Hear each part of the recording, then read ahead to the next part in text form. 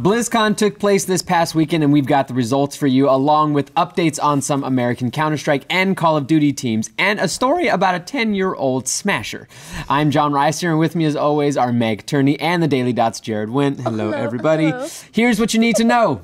The World Championship Series concluded at BlizzCon this weekend. 8 players, all of them Korean, were in attendance. Technical issues plagued the StarCraft II tournament, but eventually a champion was crowned. 17-year-old Lee Live-Sung-yoon was the only Zerg player in the field, and in the end, he was the only player left standing. His finals victory came over Mun MMA Song 1 by a score of 4-1.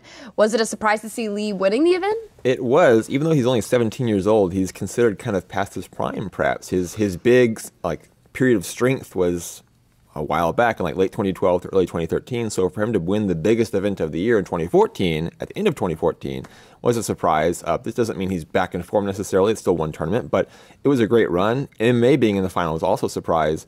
We had some really strong players lose earlier on, like Zest and Sue, so it was a surprise. Yeah, the final, unfortunately, was a little bit underwhelming, as we're going to show. So we look to the last game of the final, the final game of the grand final, if you will. MMA had a chance to make this game a little more competitive, as Life is going for a big surprise attack with a big group of Zerglings and eventually Banelings. He's going to post just outside of MMA's base.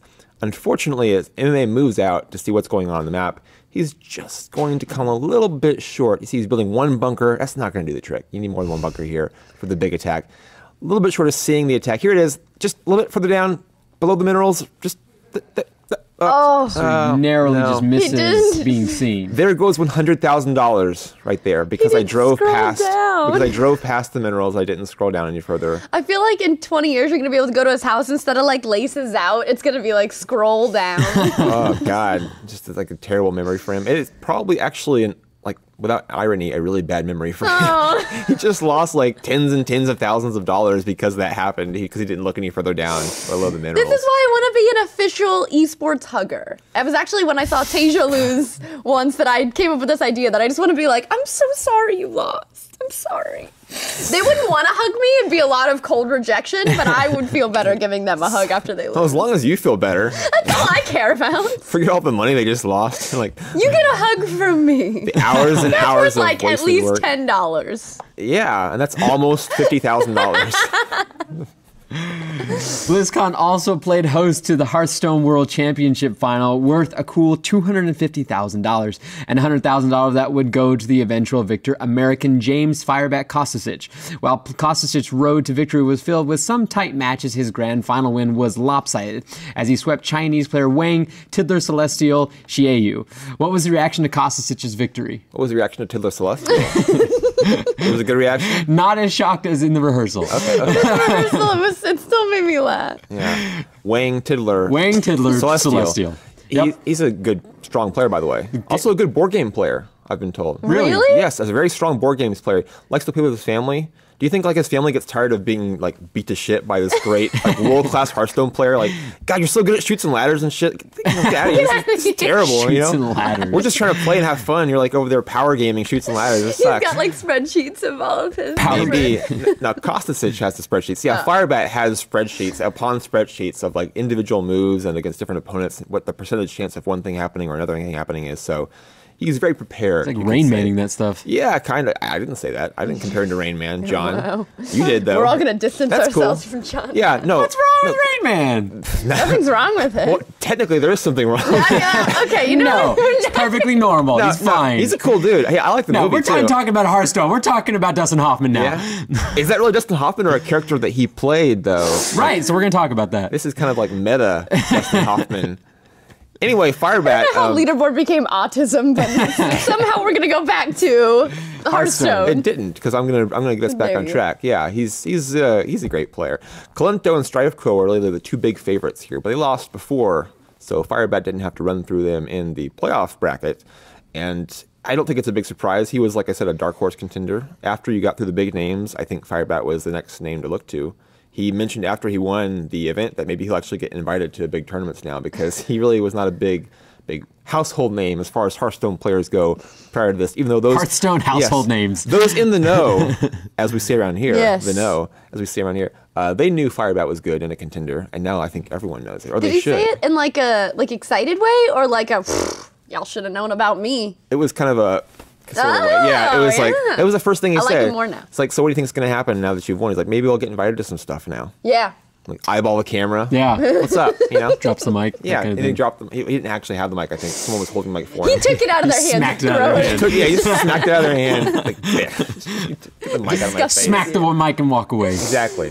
This past week was busy for some of the best Counter-Strike teams in North America. IBuyPower, arguably the region's best team, sent shockwaves by releasing Sam Days Marine and Joshua Steele Nissan. To replace them, the team added Derek Desi Branchin and Nick Nitro Canella on a trial basis, a move which left their players' former teams down a member. Jared, what happened? Well, they want to improve, obviously, but that's going to be difficult. I mean, they just got back from a European trip during which they had some great success. They made the final of a big tournament, lost only to the world's best team, Fnatic.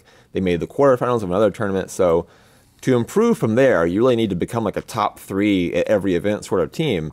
I do think they can improve their individual skill here. Swag, Skadoodle, and AZK were the 3 stronger players on the team individually in terms of raw skill. It's also going to change your tactical makeup because you're losing a captain, you're losing the players who probably had the most tactical influence on the team. So this team is going to look very different the next time we see them in a big tournament, and they have very high expectations now to perform because of this move. So they lost their captain's not safe either. I'm just like, yeah, get out. Yeah, really. In esports, no one's safe. Thank you. I wish there was the camera change, but it needed to be like a slow. Someday we'll get that. We'll get like violins on cue and like a slow push. The slow pan, like you pan over to me. Oh yeah. Or just like slow Just like, zoom. and you spike the camera like that Hearthstone player. There were also some big moves at the top of the professional Call of Duty scene. We previously touched on Matthew Formal Piper leaving Team Envious after it was revealed that he had tried to recruit 2 players under contract with Evil Geniuses to replace his now former teammates.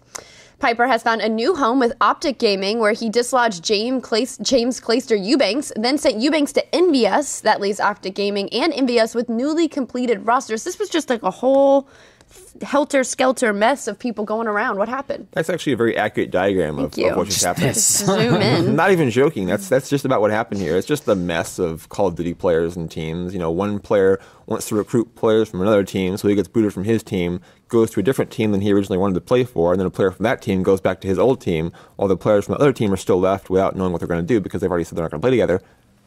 But they're in a contract. They're under contract, so it's a mess. You know, the Evil Geniuses guys, who knows? They just won like a big major tournament, and then they say we're not going to play together. But now, what are you going to do? Because the moves of Optic Gaming and MVS were just settled, and they're still on the same team. So, what's going to happen? I don't know. Bunch of Call of Duty craziness, basically. Yeah. It's impossible to know what's going to happen with these guys. Lots of off-season melodrama. So were they not? So the guys on Evil Geniuses who don't want to play together anymore. Is this the reason they don't want to play together anymore? This whole like they were trying to be recruited to different teams. Like were they a happy, solid team before this? No. Oh, okay. This is the team who had the player who said that. Oh, the baby. The baby. They have a baby on the team. They have a baby on the team. And it's really, I was trying to think. I was like, I don't remember which team had the birth drama, but I guess it's hard to have good chemistry when you have like a bunch of Call of Duty professionals and a baby on your team. there's like somebody was having a baby. There's an imbalance there. Come on. Someone was having Thank you. Someone was having a baby, and they didn't want him to go to his child's birth potentially. That was the story. Yeah. We don't know. So stuff like that happening, and then someone saying, well, my teammates are not practicing enough. So a lot of drama, but what are they going to do? We don't know. All right, well, finally, some video recently went viral on social media showing high-profile Super Smash Bros. Players being bested by a 10-year-old girl in matches played on the new Super Smash Bros. Wii U. People were quick to question the authenticity of the videos, especially after it was revealed that the child, dubbed Carissa the Destroyer, worked as an actress. An apparent casting call was also found, which called for a little girl to pretend to best a series of opponents in the game. So a little girl beats everyone in Smash Bros. Is this okay? Is this worth, newsworthy kind of thing? Well, I saw it blow up yesterday. I totally saw it. I'm sorry. Hey, how you doing? No, I saw it blow up yesterday, and I felt like the players who, I didn't feel like the little girl should be judged, but the players who are playing against her are pretending to lose. Like, are they losing face in the gaming community? Well, maybe. If it's fake. We don't know that for sure. Maybe they photoshopped the whole thing. I don't know. It's not unheard of for a little kid to have success in a fighting game. There was a kid who went to EVO, the biggest fighting game event of the year, and had some success in Marvel vs. Capcom. And he, I think, was younger than this little girl is. This probably was not real. Younger than 10? I believe he was. Yeah, I can't say off the top of my head for sure, but he was quite small. He was quite a little kid. He was a small child. He was a baby on the Call of Duty team. He was all these babies running around doing professional sports. He wasn't quite as young as the baby Call of Duty player. For Evil Geniuses, the best team in the world. They're recruiting very young now. That's actually a better example. His prime. yeah. I mean, you think like recruiting is a problem in football and stuff, where they recruit high schoolers or in their freshman year. They're recruiting babies in Call of Duty. Going to daycare. Serious. I mean, does it matter if it's fake or not, or is it? I mean, obviously it matters. We want to know, but does this affect gaming in any way, shape, or form, or is it just kind of like it's big enough now that we get viral videos of people faking shit? I think people were excited to see like a 10-year-old girl be successful at a game where traditionally you don't see like a lot of 10-year-old girls being successful. Not a lot. Yeah, at the professional level. Yeah, at the professional level. You know, as far as I know. So it was exciting, and that excitement kind of got dulled by the whole she's an actress thing. You know, that tends to happen when something's fake that you thought was real. It tends to be disappointment, kind of a bummer.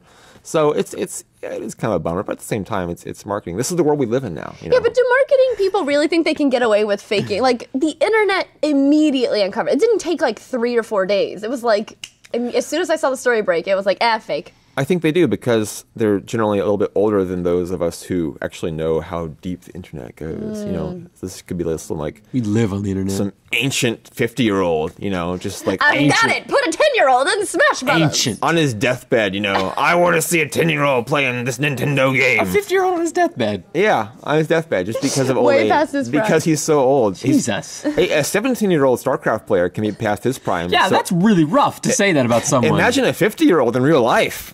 I mean, God, that's gotta be rough. Yeah. I don't know if anyone on set is. Maybe the guy who's controlling the camera. No, I'm just kidding. I'm just kidding. You're not helping either. Shots fired. I'm just teasing. That's it for the leaderboard this week. Join Ashley and myself for the Know It All on Friday on the Rooster Teeth channel, where we bring you the biggest news stories of the week in one shot. In the meantime, for more gaming and entertainment news, make sure you click like and subscribe, and we'll see you next week for more from the leaderboard. GG, everyone.